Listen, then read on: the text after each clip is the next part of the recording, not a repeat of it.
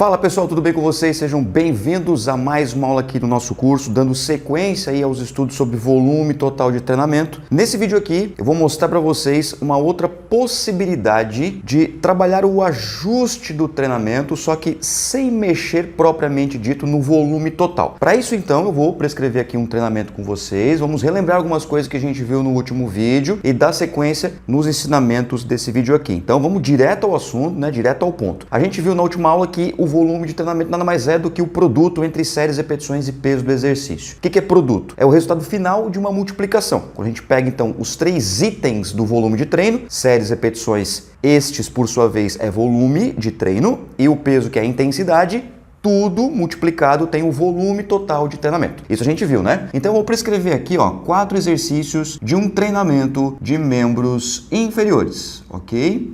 Começando pelo agachamento. Vamos colocar o agachamento aqui, em 3 séries de 10 repetições. E essas 10 repetições, essas 3 séries de 10 repetições, elas foram feitas aí com 40 quilogramas.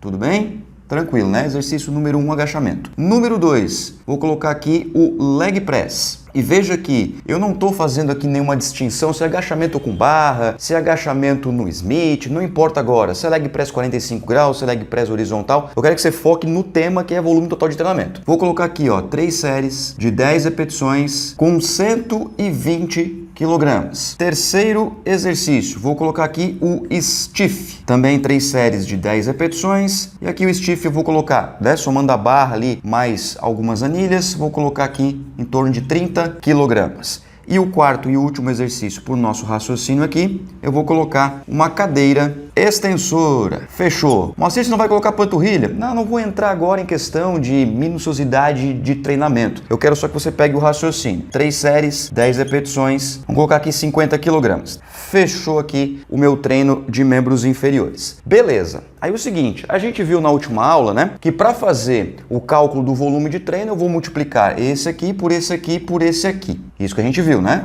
3, 10, 120, 3, 10, 30, 3, 10, 50. Aqui eu tenho, então, o volume total de treinamento. Eu vou ter o VTT, que é o produto entre séries, repetições e também o peso do exercício. E aí nós conversamos na última aula que, por exemplo, eu posso fazer um ajuste para progredir o meu aluno pensando que essa progressão é em torno do aumento do volume, né? Em virtude do aumento do volume, eu posso aumentar, por exemplo, uma série, posso aumentar 1, 2, 3, 4 repetições e posso aumentar também 1, 2, 3, 4, 5, 10, 20 quilogramas. Eu vou aumentar o volume total de treinamento. Ou seja, para poder fazer uma modificação direta no volume de treinamento, eu preciso mexer em um desses 3 aqui. Porque, por exemplo, aqui eu tenho 1.200 quilogramas, beleza? 3 vezes 10 vezes 40, 30 vezes 40, 1.200 quilogramas. Se eu aumentar de 40 para 45 para 50, esse valor aumenta. Se eu aumentar de 10 para 11 para 12, esse valor aumenta. Se eu aumentar de 3 para 4 para 5, esse valor aqui aumenta também. Então você tem que tomar bastante cuidado com o que você vai aumentar para que este aumento não seja exagerado. A literatura sugere aí em torno de quê? 5 a 20%. Isso por semana.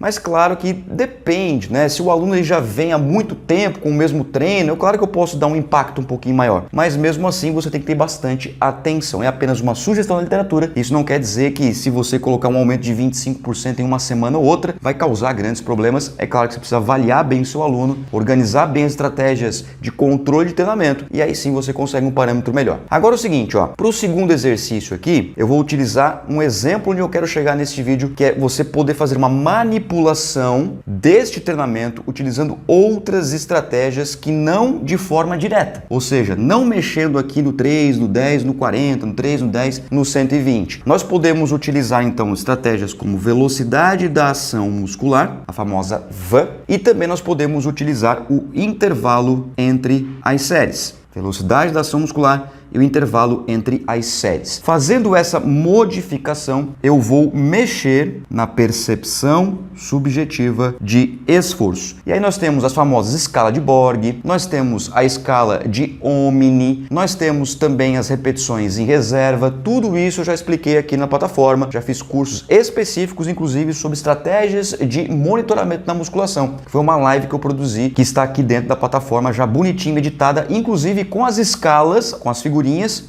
em anexo para quem é assinante da plataforma. Muito bem, então imagina o seguinte, tá? Que o seu treino todo, para ficar bem mais padronizado, vamos imaginar o seguinte, que você utilizou a escala de repetições em reserva. Repetições em reserva é uma escala que vai até o número 10, sendo que o número 10 é a falha, é 0 repetição na reserva. 9 é 1 repetição na reserva. 8 são 2 repetições na reserva. Particularmente falando, eu não gosto de utilizar o número da escala, porque pode confundir. Eu gosto de falar repetições na reserva. Então, imagina o seguinte, que o treino do seu aluno vai estar entre 2 a 3 repetições em reserva. Então, presta bem atenção. Essas 10 repetições aqui, que eu coloquei igual em todo o treinamento, na verdade, o peso do exercício proposto para cada exercício neste treinamento não é para 10 repetições, é para 12 a 13. Então, quando o aluno termina o agachamento com 40 kg, neste exemplo aqui, tá, pessoal? Neste exemplo, e você perguntar quantas repetições a mais você faria até atingir a falha? Quantas repetições sobraram? Quantas repetições em reserva? Eu gosto de falar o seguinte, e aí, sobrou? Ah, sobrou, Moacir. Sobrou quantas repetições? Ah, sobrou mais umas 2 aqui, faria mais até umas 12. Ótimo, então tá dentro do que você prescreveu, beleza? Significa que se ele não ficar entre 2 e 3, tá errado? Não, porque pode ser que ele está se adaptando ao treinamento ou que aquele peso que você selecionou está muito acima do que você propôs para aquele treino. Pode acontecer também de que ele vem praticando esse treinamento aqui e tá tudo certo, ele tá ali entre 2 e 3 repetições na reserva, só que tá dormindo mal, não tá conseguindo se alimentar direito, está com algum problema pessoal e isso vai interferir no treinamento deste seu aluno. Muito bem. Aí o seguinte, para deixar padronizado bonitinho também aqui, vamos trabalhar com intervalos entre as séries. Aqui, ó, intervalo entre as séries de 90 a 120 segundos, ou seja, 1,5 minuto a 2 minutos. Feito isso, então, dos intervalos entre as séries, eu vou padronizar também a velocidade da ação muscular. E aí, esse treino aqui, eu quero que o meu aluno ele faça de 2 a 3 segundos para cada movimento completo. Isso significa dizer que a série vai durar em torno de 20 a 30 segundos. Muito fácil de entender, 10 repetições, né? Se for 2 segundos, 2 a 3, vai ficar entre 20 e 30. Então, agora, pense o seguinte, eu quero progredir esse aluno e pensando agora na progressão no sentido de aumentar as cargas de treino e aumentar as cargas de treino, eu posso mexer em volume, intensidade, densidade, frequência e complexidade. Eu quero fazer o meu aluno progredir, mas eu não quero mexer no volume total de treino. Eu não quero mexer nesse valor total, que é uma forma de a gente modificar e progredir o aluno. É uma possibilidade. Mas eu quero mexer em outras variáveis de forma indireta, que podem trazer uma percepção subjetiva de esforço aumentada após uma sessão de treino, mas sem mexer em nenhum componente de séries, repetições e peso. Mas por que isso? Um dos principais motivos é que, dependendo do exercício, se você mexer na série, repetição ou peso, estraga todo o exercício do aluno. Então, trabalhando modificações de forma indireta, você pode trazer uma qualidade diferenciada para o treino do seu aluno. Então, vamos lá. Ó. Imagina que o seu aluno está dizendo que este treino aqui, ao final do treino, em condições adequadas, é um treino nota 7, de 0 a 10 na escala de Omni. Nota 7 é um pouco difícil, mas você quer subir esse nível, você quer trazer um treino difícil para o aluno. Difícil ou muito difícil, porque você quer trabalhar aí um aumento das cargas de treino, você quer trabalhar aí um treino de choque, por exemplo, mas sem mexer aqui, ó. Como que eu faço isso então? Ora, você pode trabalhar com essas duas variáveis aqui.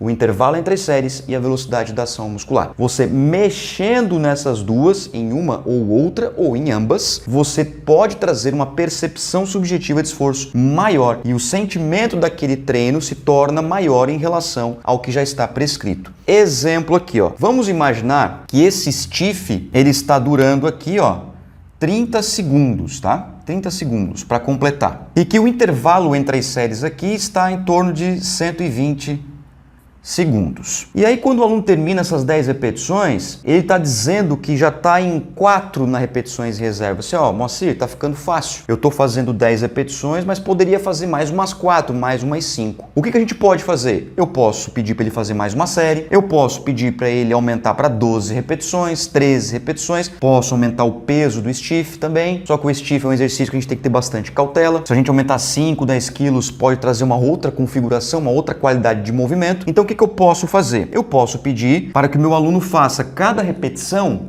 durando 4 segundos. Então, antes eu tinha uma série que durava 30. Agora eu tenho uma série que dura 40 segundos. Então, eu aumentei o quê? O tempo sob tensão. Então, se na primeira série o aluno fez 10 repetições, 30 quilos, bonitinho, 30 segundos para completar essas 10 repetições. Fez lá uma excêntrica 2 segundos, uma concêntrica 1 segundo, bonitinho. Tudo certo. Acabou a série. E aí? Faria mais quantas? Ah, Moacir, faria mais umas 3, 4. Opa, tá começando a ficar fácil. Então, se é um aluno, por exemplo, que se eu mexer no peso, ele já vai começar a arcar as costas, já não vai conseguir manter tão bem a estabilidade dos joelhos, poxa, aumentar o peso não é viável. Será que eu posso pedir para ele fazer 12 repetições, então, na próxima? Isso, show de bola. Mas lembre-se que fazer mais 2 repetições também pode custar a qualidade do movimento. Então, o que eu posso fazer? Ó, faz mais lento.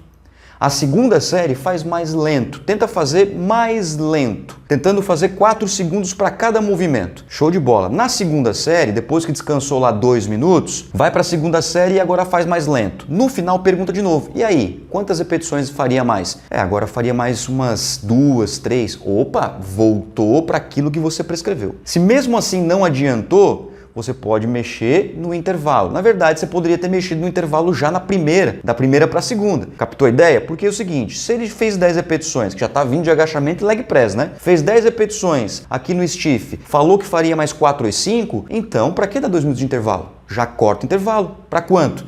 Corta para 1 minuto, corta para 45 segundos. Então eu posso também mexer neste carinha aqui, ó, trazendo, por exemplo, para 60 segundos. E eu posso fazer isso em todos os exercícios. Eu posso fazer isso em qualquer um no programa de treinamento, trabalhando dinamicamente com o meu aluno. E eu não preciso ser personal trainer, trabalhar no 1 a 1 para fazer isso aqui. Eu posso trabalhar, por exemplo, na sala de musculação, porque isso aqui é dinâmico. Se o meu aluno está fazendo, por exemplo, um leg press, 3 séries de 10, 120 quilos, e você prescreveu para que ele ficasse ali numa repetição em reserva 2 a 3 e está sobrando demais e está descansando muito e está fazendo muito rápido, então você pode mexer em qualquer coisa disso aqui. Você tem várias possibilidades, séries, repetições, peso, velocidade de ação muscular e intervalo entre as séries. Você tem mecanismos direto de manipulação, como séries, repetições e peso, e indiretos de manipulação, como o intervalo entre as séries e a velocidade da ação muscular, que vai mexer diretamente na percepção subjetiva de esforço. Por isso que é importante controlar as cargas de treinamento dos seus alunos. É fundamental você fazer toda essa manipulação para trazer maior segurança, eficiência e resultados para os seus alunos. Então isso aqui eu queria trazer para vocês como um adicional do volume total de treinamento, ou seja, daquilo que a gente pode fazer de manipulação em relação aos treinos dos nossos alunos. Isso vale para qualquer musculatura, tá, pessoal? Aqui eu coloquei membros inferiores como exemplo, mas é claro que a gente pode utilizar isso em qualquer grupamento muscular, com qualquer nível de treinamento, iniciante, intermediário, avançado, extremamente avançado, atletas, tanto faz, populações especiais,